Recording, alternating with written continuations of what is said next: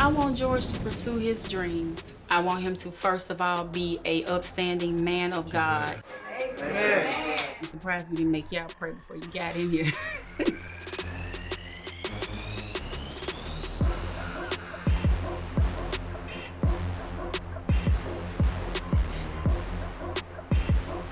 Bless the babies on 3. 1, 2, 3. Bless the babies. My name is Jadon Haselwood, and I'm from Atlanta, Georgia. East Atlanta, people call it Zone 6. It's easy to get in trouble, you know, so you gotta distance yourself away from that. Jaden probably was around about 12 or 13.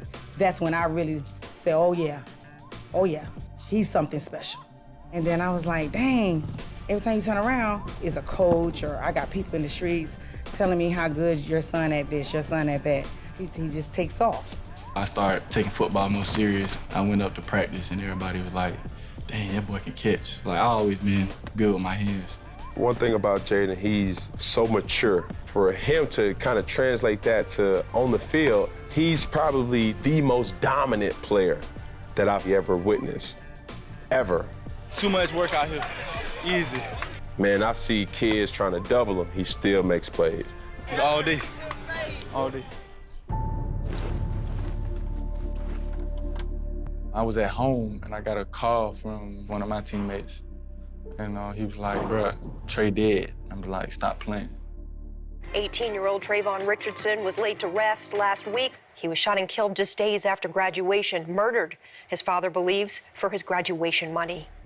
That was probably the most hurt that I ever felt. That was like my brother, you know. We used to chill after practice, after games. A lot of energy was lost when he passed, you know. It was difficult for the guys because it was like, they were just hanging with him. And it's tough because his mom works in the school. It's like every time they see her, they're like, Dad. When Jaden lost his friend in the accident, he was very depressed. He didn't want to do too much. Cam came in, he talked with him, and I could honestly say whatever their conversation was, it did some good. I got a reminder on my phone that say, do it for Trey, and it pop up every day. So I will never forget.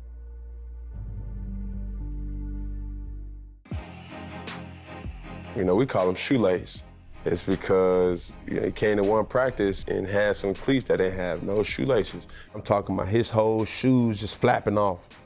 He's still out there catching.